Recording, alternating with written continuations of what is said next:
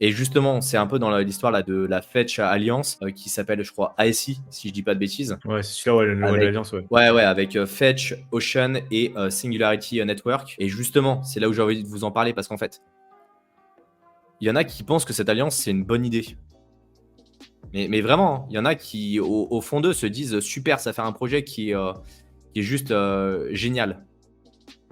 J'ai envie de vous montrer un peu la réalité en fait de ce que c'est ce marché. On va prendre le premier projet. Je vais vous partager mon écran, c'est pour ça que je cherchais un peu les sites. Hop. Et je vais vous montrer Ocean Protocol. Ocean Protocol, pour faire très simple, pour ceux qui ne le savent pas, c'est une place de marché pour les données.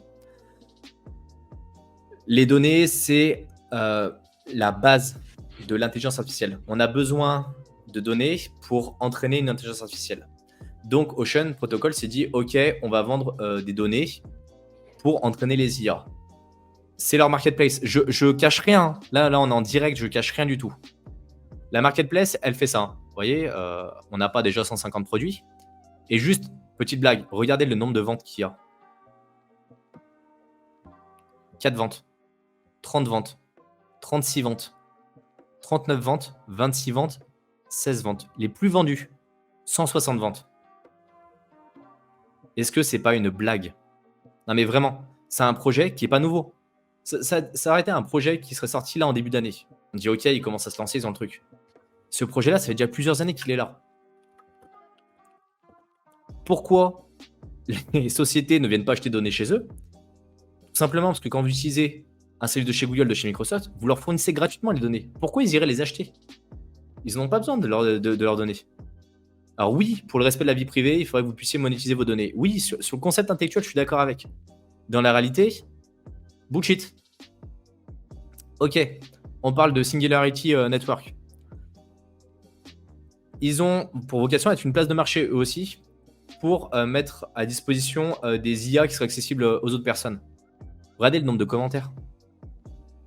14 commentaires, 6 commentaires, 7 commentaires. On a l'impression que le produit vient de sortir. C'est une blague. Non mais vraiment, il y a 86 items sur la page. Et juste, je vais couper mon partage pour retrouver mes infos sur Fetch parce que je vous avoue, c'est pas des projets que je suis en permanence.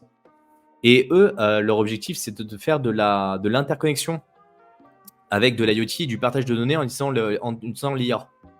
Et ils ont 0 cas d'usage effectif. 0. Donc là, vous mettez 3 projets qui sont plus bancals les uns avec les autres, qui sont positionnés sur l'IA, et vous dites, on va faire une super alliance et on va devenir riche. Non mais sérieux, je veux bien qu'il y ait du marketing derrière et autres, mais quand on regarde les faits, moi je suis très cartésien sur ce genre de choses. Quand on sait faire une analyse fondamentale, on regarde s'il y a des red flags. Et pour moi, des réseaux qui sont existants depuis cette durée, cette période-là, qui ont si peu de données à vendre sur des marketplaces et qui ont si peu d'achats, c'est qu'elles ne sont pas utilisées. Et c'est pas en faisant une alliance qu'elles sont plus utilisées. Je suis désolé, mais c'est la réalité.